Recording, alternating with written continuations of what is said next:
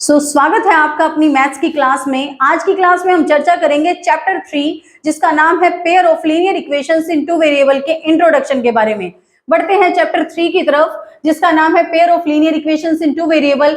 सबसे पहले इसका मीनिंग जान लेते हैं। पेयर का मतलब होता है दो, pair of shoes, pair of socks, दो की बात हो रही है। लीनियर इक्वेशंस की बात हो रही है, ऐसी इक्वेशन जिसमें वेरिएबल की डिग्री 1 होती है इन टू वेरिएबल्स। यहाँ पर वेरिएबल भी 2 रहेंगे। For example 2x plus y plus 7 is equal to 0, ये फर्स्ट इक्वेशन है। और सेकंड इक्वेशन है 3x plus 2y plus 2 is equal to 0, ये सेकंड इक्वेशन है। ये पेयर की बात हो रही है तो दो इक्वेशन रहेंगी। यहाँ पर x वेरिएबल है, y वेरिएबल है, 2 यहाँ पर एक कांस्टेंट रहेगा, 3 भी कांस्टेंट रहेगा और डिग्री ऑफ वेरिएबल यहाँ पर 1 रहेगी, इसलिए इसका नाम लीनियर इक्वेशन है। और इक्वेशन है तो इक्वल का साइन जरूर रहेगा। अब बात कर लेते हैं इसकी स्टैंडर्ड फॉर्म के बारे में। तो स्टैंडर्ड फॉर्म कुछ इस प्रकार है, a1x plus b1y plus c1 is equal to 0 and a2x plus b2y plus c2 is equal to 0। a1 b1 c1 a2 b2 c2 ये सभी के सभी रियल नंबर्स रहेंगे और x का कोफिशिएंट यहाँ पर फर्स्ट इक्वेशन में a1 रहेगा और सेकंड इक्वेशन में a2 रहेगा। ऐसे ही फर्स्ट इक्वेशन में y का कोफिशिएंट b1 रहेगा और सेकंड इक्वेशन में y का कोफिशिएंट b2 रहेगा। c1 और c2 अपने आप में कांस्टेंट रहेंगे।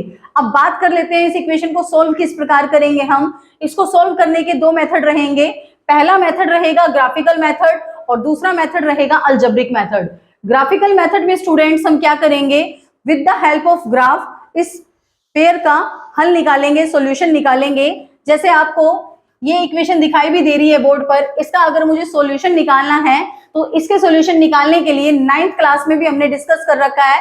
9th क्लास में चैप्टर 4 है लीनियर इक्वेशंस इन टू वेरिएबल। तो यहाँ पर एक इक्वेशन होती थी और उसके सॉल्यूशन हम निकालते थे और एक ही लाइन का ग्राफ बनता था, स्ट्रेट लाइन का। तो इसमें करने के लिए हम क्या करेंगे, किसी एक वेरिएबल को पुट कर देंगे। मान लो x को हम पुट कर देंगे 0, यहाँ पर x की जगह हम 0 रख देंगे तो 2 और x आपस में मल्टीप्लाई हो रहे हैं तो 2 multiply 0 plus y as it is, और 7 को भेज देंगे हम दूसरी तरफ जो कि माइनस का हो जाएगा जाके, और 0 की जब मल्टीप्लाई 2 के साथ करेंगे तो 0 ही रहेगी, plus y is equal to -7।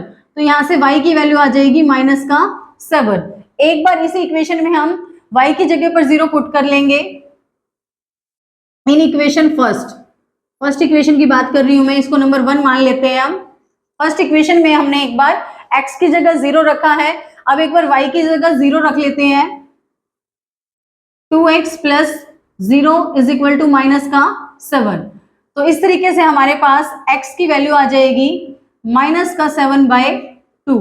It means 2 से इसको डिवाइड करेंगे, 2 3 जा 6, 1 बच जाएगा, 2 5 जा 10, तो 0 -3.5 आ जाएगी यहाँ पर जब y को हम 0 रखते हैं। तो इस तरीके से टेबल बना लेते हैं इसकी,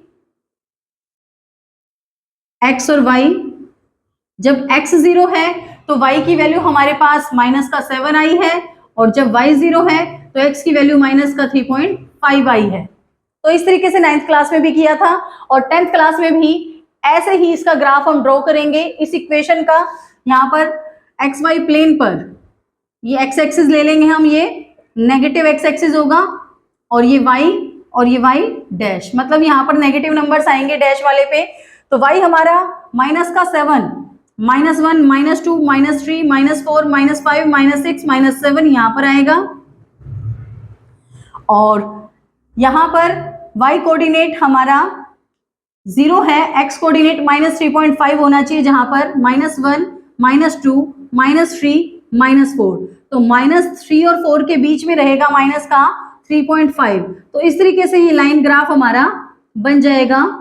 ये आप स्केल से बनाएंगे, बिल्कुल एग्जैक्ट बनेगा। ऐसे ही फिर दूसरी इक्वेशन का भी हम ग्राफ बनाएंगे और इसका हल निकालेंगे। अब बात करते हैं हम दूसरे मेथड पर। दूसरा मेथड जिसका नाम है अलजेब्रिक मेथड। इसमें फर्स्ट रहेगा सब्स्टिट्यूशन मेथड, प्रतिस्थापन विधि। प्रतिस्थापन विधि में क्या करेंगे स्टूडेंट्स, हम एक वेरिएबल की वैल्यू निकाल लेंगे किसी एक इक्वेशन से और दूसरी इक्वेशन में उसे सब्स्टिट्यूट कर देंगे, मतलब पुट कर देंगे। ले लेते हैं एक एग्जांपल हम इसका, मान लेते हैं एक इक्वेशन है हमारे पास 7x - 15y is equal to 2 और सेकेंड इक्वेशन है x plus 2y is equal to 3, x plus 2y is equal to 3। तो सब्स्टिट्यूशन मेथड के द्वारा हम यहां से या यहां से दोनों में से किसी एक इक्वेशन से एक वेरिएबल की वैल्यू निकाल लेंगे। तो यहां मैं सेकंड इक्वेशन से वैल्यू निकाल रही हूं x की, ये 2y उधर चला जाएगा तो माइनस का हो जाएगा, और इसको हम रख देंगे फर्स्ट इक्वेशन में, पुट कर देंगे, पुट इन फर्स्ट में रख देंगे। सेकंड से मैंने निकाल ली है वैल्यू को, तो यहाँ पर x की जगह पर हम पुट करेंगे 3 माइनस 2y, माइनस का 15y ऐसे का ऐसे ही रहेगा इज इक्वल टू 2। अब 7 से 3 की मल्टीप्लाई 21, 7 और माइनस 2y की मल्टीप्लाई माइनस का 14y एंड माइनस का 15y is equal to 2। 21 minus 14 और माइनस 15y इनको ऐड करेंगे, लेकिन साइन माइनस का रहेगा तो माइनस का 29y आ जाएगा ये, और 2 एज इट इज रहेगा, माइनस 29y, और इस 21 को हम दूसरी तरफ भेजेंगे तो ये माइनस का हो जाएगा जो कि माइनस 19 बन जाएगा। तो इस तरीके से minus 29y is equal to minus 19 आ जाएगा, और y हमारे पास आ जाएगा माइनस 19 बाय माइनस 29। तो इस तरीके से हमने y की वैल्यू निकाल ली है, माइनस से माइनस कट जाएगा डिवाइड होने पर, तो y की वैल्यू 19 बाय 29 निकल के आएगी। ये हमारा सब्स्टिट्यूशन मेथड है। अब यहां से हमारे पास जो y निकल के आया है वो यहां पर हम y की वैल्यू रखेंगे और x निकाल लेंगे। बढ़ते हैं दूसरे मेथड पर। दूसरा मेथड है एलिमिनेशन मेथड। एलिमिनेशन मेथड का मतलब रहेगा विस्थापन विधि। मतलब हम क्या करेंगे, किसी एक वेरिएबल को, इसी इक्वेशन में करके दिखाऊंगी मैं आपको, किसी एक वेरिएबल को हम एलिमिनेट कर देंगे, मतलब रिमूव कर देंगे। किस प्रकार करेंगे देखते हैं अभी इसको। मतलब हमें इनके कोफिशिएंट सेम करने हैं। अब यहाँ पर x का कोफिशिएंट मतलब गुणांक 7 है, और यहाँ पर x का कोफिशिएंट 1 है, 7 नहीं है। तो 7 करने के लिए हम क्या करेंगे स्टूडेंट, 7 से मल्टीप्लाई कर देंगे सेकंड इक्वेशन को। इक्वेशन जो सेकंड है हमारी उसको 7 से मल्टीप्लाई कर देंगे।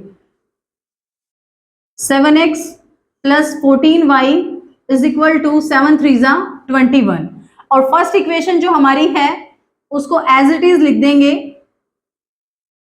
अब यहां पर सेम कोफिशिएंट बन गया दोनों इक्वेशन का, तो अब हम क्या कर सकते हैं, इनको घटा देंगे ताकि हमारा वेरिएबल x यहां से हट जाए, एलिमिनेट हो जाए। तो एलिमिनेट करने के लिए हम इसको सब्ट्रैक्ट कर लेंगे। 7x माइनस 7x 0 बचेगा, 14y प्लस 15y 29y आएगा, और 21 माइनस 2 19 आ जाएगा। तो यही हमने सब्स्टिट्यूशन मेथड से वैल्यू निकाली थी, और यही वैल्यू हमारी एलिमिनेशन मेथड से भी निकल चुकी है। तो इस वैल्यू को हम किसी भी इक्वेशन में रख देंगे और x निकाल लेंगे। तो ये तो बात हो गई एलिमिनेशन मेथड की, और सब्स्टिट्यूशन मेथड में हम सब्स्टिट्यूट करेंगे। एलिमिनेशन मेथड में हम एलिमिनेट करने के लिए कोफिशिएंट किसी भी इक्वेशन का सेम करने के लिए मल्टीप्लाई करेंगे, देन सब्ट्रैक्ट या फिर ऐड करेंगे। आई होप आपको ये समझ में आ रहा है। इसके बाद जो पॉइंट रहेगा, एक मेन पॉइंट और आपको बता देती हूं बस, फिर अगले जो हमारी अगली वीडियो रहेगी, नेक्स्ट वीडियो में हम इसकी एक्सरसाइज डिस्कस करेंगे। 3.1 एक्सरसाइज।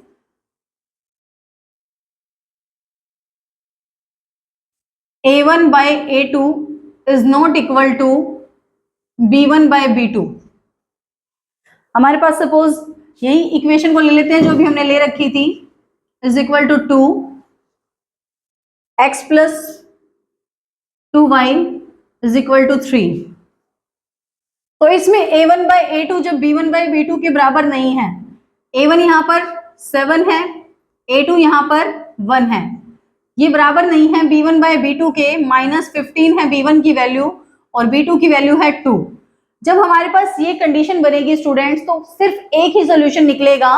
उस केस में हम सिर्फ ये भी बात कह सकते हैं कि जो इक्वेशन है हमारी, जो पेयर है, pair has only unique solution, मतलब एक ही हल निकलेगा इस पेयर का। इस केस में इस कंडीशन से हमें पता चल जाएगा। अब दूसरा एग्जांपल रहेगा यहाँ पर, अगर हमारे पास सिचुएशन ये बनती है A1 by A2 बराबर है B1 by B2 के, और ये बराबर है C1 by C2 के, तीनों अगर बराबर हैं। सपोज इसका एक एग्जांपल मैं ले लेती हूँ, x plus y plus 6 is equal to 0, और 2x प्लस 2y प्लस यहाँ पर 12 ले लेते हैं इज इक्वल टू 0। तो A1 यहाँ पर 1 है और A2 यहाँ पर 2 है, तो 1/2 आ जाएगी हमारे पास A1/A2 की वैल्यू। B1 यहाँ पर 1 है और B2 यहाँ पर 2 है।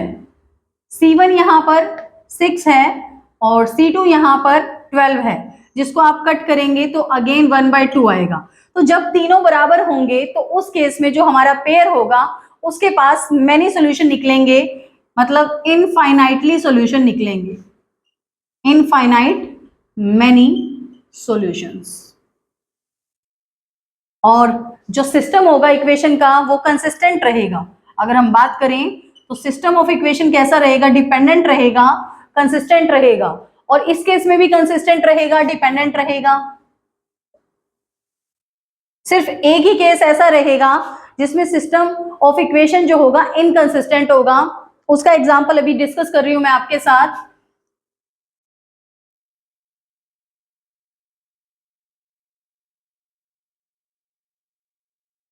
A1/A2 is equal to B1/B2 is not equal to C1/C2। तो इसके लिए एग्जांपल ले लेते हैं हम। 2x plus 2y is equal to 6, 4x plus 4y is equal to 8। तो A1/A2 की वैल्यू यहां पर आ जाएगी 2/4, डिवाइड करेंगे 2 से, 2 1 जा 2, 2 2 जा 4, 1/2 आ गई। B1/B2 की वैल्यू भी 1/2 ही आएगी और C1/C2 की वैल्यू 1/2 नहीं आएगी। इसको कट करेंगे 2 से तो 3/4 आएगा ये। तो इस कंडीशन में जो हमारा ग्राफ बनेगा वो पैरेलल लाइंस का ग्राफ बनेगा, जो आपस में नहीं मिलेंगी। इस टाइप से पैरेलल लाइंस बनेंगी, पैरेलल लाइंस जो आपस में नहीं मिलती, तो इस केस में एक भी सॉल्यूशन नहीं निकलेगा, नो सॉल्यूशन। जो हमारा पेयर होगा उसका कोई भी सॉल्यूशन नहीं निकलेगा। अगर हमारे पास ये कंडीशन बन जाती है तो उस केस में जो सिस्टम होगा इक्वेशन का वो इनकंसिस्टेंट होगा, इंडिपेंडेंट होगा। और बाकी जो दोनों केस हैं, यूनिक सॉल्यूशन के केस में इंटरसेक्टिंग लाइन का ग्राफ रहेगा और इनफाइनाइट मैनी सॉल्यूशंस के केस में जो ग्राफ रहेगा वो सेम लाइन का ग्राफ रहेगा। कोइंसिडेंट लाइंस कह सकते हैं हम इसको, सेम ही ग्राफ बनेगा। आई होप आपको ये इंट्रोडक्शन समझ में आ गया होगा। नेक्स्ट क्लास में हम एक्सरसाइज 3.1 डिस्कस करेंगे।